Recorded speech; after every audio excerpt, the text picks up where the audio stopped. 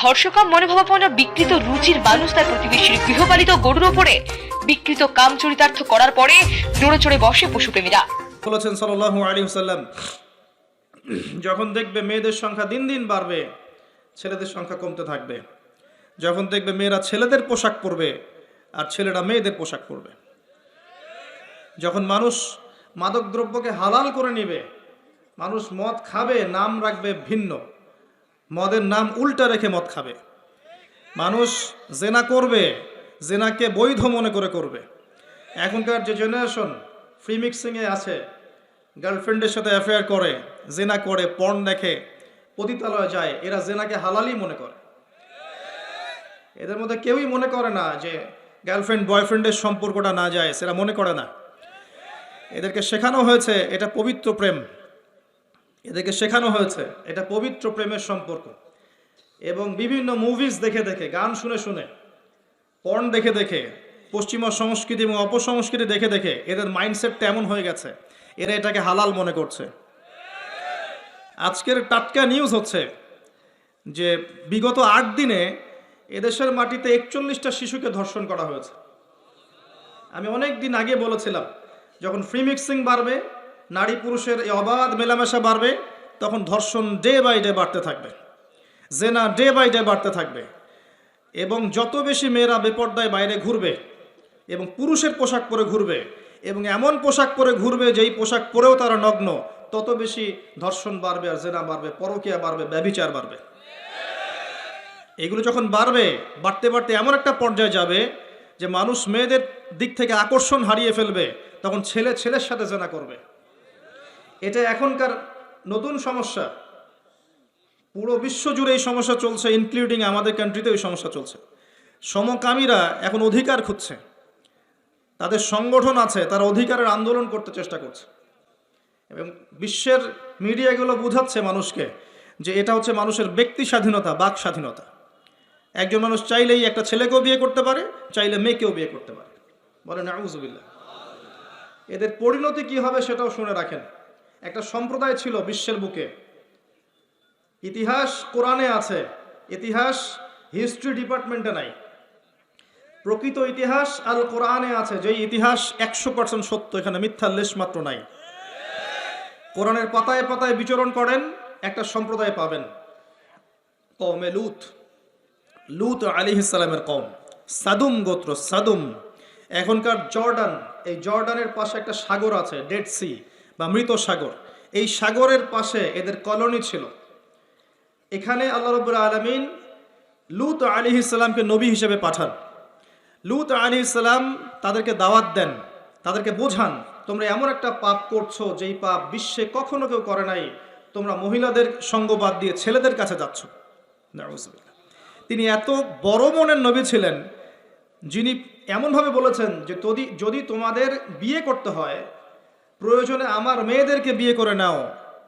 হ্যাঁ, উলাইল বানাত ইন কুনতুম ফাইলিন, তোমাদের যদি বিয়ে করতে চাও আমার মেয়েকে বিয়ে করে নাও, তাও পাপ কাজে যেও না। কত বড় মনের নবী হলে কথা বলতে পারেন। উম্মাকে বোঝাচ্ছেন, তোমরা সমকামিতায় যেও না, পবিত্র সম্পর্কে থাকো, প্রয়োজনে আমার মেয়েকে বিয়ে করো। চিন্তা করতে পারেন। তার কাছে জিবরাইল আলাইহিস সালাম এবং মিকাইল আলাইহিস সালামকে পাঠানো হলো, শিশু মানে যুবক, ইয়াং যুবকের বেশে। এবং তার কম বাসায় এসেছে, এসে জিবরাইল এবং মিকাইল আলাইহিস সালামকে অফার করছে। কথা কি বুঝতে পারছেন? লূত আলাইহিস সালাম বলছেন, মেহমানদের সামনে আমাকে ছোট করো না, মেহমানদের সামনে আমাকে অপমান করো না, অপদস্থ করো না। তখন এই কম বলছে, লূত তুমি খুব ভালো করেই জানো আমরা কি উদ্দেশ্যে এখানে এসেছি। তখন লূত আলাইহিস সালাম বলছেন, আলাইসা মিনকুম রাজুলুন রশিদ, তোমাদের মধ্যে কি একটা ভালো মানুষ আর বাকি নাই?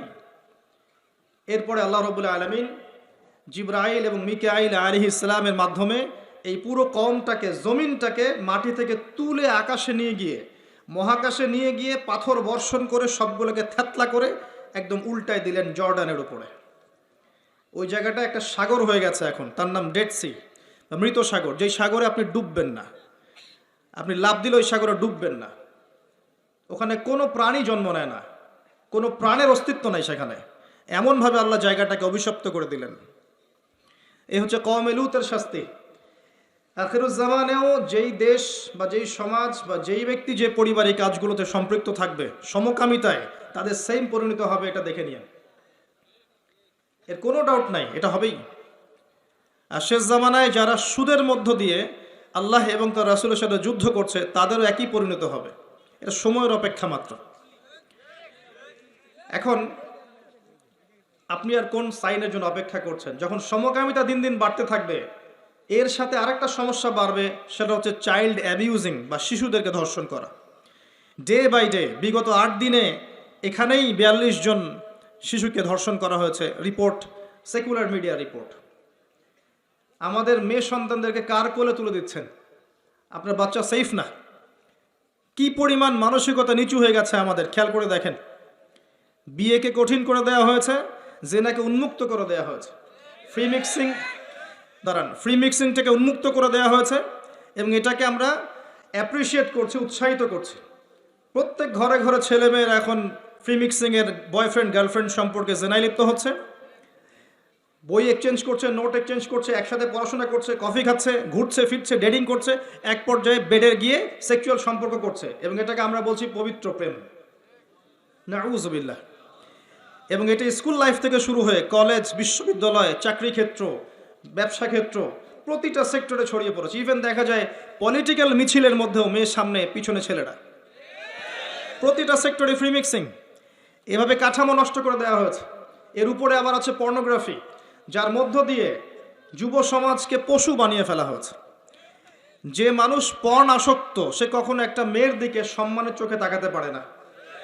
তার কাছে মনে হয় মেয়ে হচ্ছে একটা গোশতের টুকরা, একে ভক্ষণ করতে হবে, ভোগ করতে হবে, এতটুকুই। আমরা যখন আমাদের মায়ের দিকে তাকাই, আমরা কি এরকম ভোগের দৃষ্টিতে তাকাই? আমার বোনের দিকে যখন তাকাই, তাকে কি ভোগের দৃষ্টিতে তাকাই? ইভেন আপনার হালাল বিয়ে করে স্ত্রী, তার দিকে যখন আপনি তাকান, একটা ভালোবাসা প্রেম নিয়ে তাকান, এটা কি ভোগের মতো, পশুত্বের দৃষ্টি? কিন্তু একটা ধর্ষক যখন একটা ভিকটিমের দিকে তাকায়, তার দৃষ্টিটা হচ্ছে একটা পশুত্বের দৃষ্টি। এই দুইটা দৃষ্টির পার্থক্য আমরা বুঝতে পারছি না। যখন পর্ন আসক্ত হয়ে যাবে পুরো জেনারেশন, তখন ভিতর থেকে তারা পশু হয়ে যাবে, সুযোগ পেলেই ধর্ষণ করবে। যখন সে একটা মেয়েকে একা পাবে, সুযোগ পেলেই সে সুযোগ হাতছাড়া করবে না। যখন বাচ্চাদেরকে একা পাবে, তাকেও ধর্ষণ করে ফেলবে। দিন দিন বাচ্চাদের ধর্ষণ বাড়ছে, এবং যারা ধর্ষণ করছে এদেরকে আমরা প্রকাশ্যে এনে ফাঁসি দিতে পারছি না। ইসলামের এটাই বিধান ছিল, এদেরকে প্রকাশ্যে জনসমক্ষে ফাঁসি দেওয়া, যাতে আরো 10টা মানুষ এখান থেকে শিক্ষা নিতে পারে। আমরা করতে পারছি না। এখানে আইনের দুর্বলতা আছে, তার ফলশ্রুতিতে দেখা যায় মানুষ পার পেয়ে যাচ্ছে, এবং ডে বাই ডে ধর্ষণ বাড়ছে। আপনি কি মনে করছেন আপনার ঘরের মা বোন সেফ? আমার ঘরের মা বোন সেফ? আমার ঘরের কন্যা সন্তান সেফ? আমরা পৃথিবী থেকে চলে যাওয়ার পরে আগামী 10, 20, 30 বছর পর কোন বিশ্বরা ফেস করবে আল্লাহ ভালো জানেন। কারো কোনো ফিকির আছে? আমরা পড়ে আছি ছোটখাটো বিষয় ইখতিলাফ নিয়ে, কে কাকে গালি দিব, কে কাকে গীবত করব, কার তহমত দিব, কে কোথায় হাত বাঁধবো, আমিন জোরে বলবো না আস্তে বলবো, মৌলিক সমস্যাগুলো নিয়ে মানুষের মাথা ব্যথা কমে গেছে। এবং আপোষে অভ্যন্তরীণ ইখতিলাফ, বিভক্তি করতে করতে আমরা মুসলিম উম্মাহকে কেটে আজকে টুকরা টুকরা করে ফেলেছি। না আছে কোনো ইউনিটি, না আছে কোনো ঐক্য, না কোনো ইমারা, না কোনো জামাআহ। আমরা বিভক্ত জীবনযাপন করছি, আর সমস্যাগুলো বাড়তেই আছে। কে সলিউশন দিবে? গভর্নমেন্টের একার পক্ষে কি সলিউশন দেওয়া সম্ভব? প্রশাসনের একার পক্ষে সব সমস্যা ডিল করা সম্ভব? যদি আমরা প্রত্যেকে যার যার অবস্থান থেকে সচেতন না হই, দায়িত্ব পালন না করি, তাহলে আমাদের এই পুরো সমাজটা নষ্ট হয়ে যাবে। সমাজ নষ্ট হয়ে গেলে আমরাও ভালো থাকতে পারবো না, আমার ঘরেও সেই বিষ বাষ্প আসবে। সমাজ যদি ধ্বংস হয়ে যায়, আমার ঘরও সেফ থাকবে না, আমার ঘরেও সেই ফিতনা আসবে, তখন আমাকেও ভিকটিম হতে হবে। এগুলো আখিরুজ্জামানের sign. Day by day rape বাড়বে, দেখবেন চাইল্ড অ্যাবিউজিং বাড়ছে। আমি আপনাকে এর পরের লেভেলটাও বলে দিচ্ছি, মিলিয়ে নিয়ে আজ থেকে 5-10 বছর পরে ইনশাআল্লাহ তাআলা। যে মানুষগুলো বাহ্যিক জ্ঞান এবং অভ্যন্তরীণ জ্ঞানকে কাজে লাগিয়ে আল্লাহর নূর দিয়ে পৃথিবীটাকে দেখবে, তারা আপনাকে আগামী দিন সম্পর্কে কিছুটা হলেও সতর্ক করতে পারবে ইনশাআল্লাহ।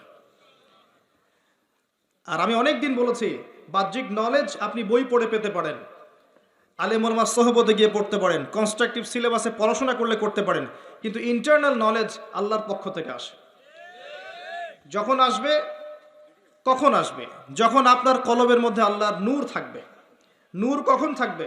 যখন একটা কলব বেশি বেশি আল্লাহ জিকির করে, যখন বেশি বেশি মানুষ কোরআন তেলাওয়াত করে, কোরআন নিয়ে ভাবে, চিন্তা করে, গবেষণা করে, হাদিস নিয়ে ভাবে, ফিকির করে, তাদাব্বুর করে, তাফাক্কুর করে, যখন একটা কলবের মধ্যে হিংসা থাকে না, বিদ্বেষ থাকে না, রিয়া অহংকার থাকে না, লোক দেখানো বিষয় থাকে না, দুনিয়ার প্রেম থাকে না, মোহ থাকে না, তখন কলবের মধ্যে নূর আসে। এই নূর যখন আসবে তখন আপনি খিজির আলাইহিস সালামের মতো দূর পর্যন্ত দেখতে পারবেন ইনশাআল্লাহ। কেন নৌকা ফুটা করা হয়েছে, কেন এই বাচ্চাকে হত্যা করা হয়েছে, আর কেন দেয়াল নির্মাণ করা হয়েছে, আপনি খিজিরের মতো বুঝতে পারবেন আলাইহিস সালাম, যেটা মূসা আলাইহিস সালাম বুঝতে পারেন নাই। আমার কথা কি ধরতে পারেন? সূরা কাহফের মধ্যে এটা আছে না? মূসা আলাইহিস সালামের কাছে বাহ্যিক দৃষ্টি ছিল, আর খিজির আলাইহিস সালামের কাছে বাহ্যিক জ্ঞান, ইন্টারনাল অবজারভেশন দুটোই ছিল। তাই তিনি অনেক দূর পর্যন্ত দেখতে পেরেছেন।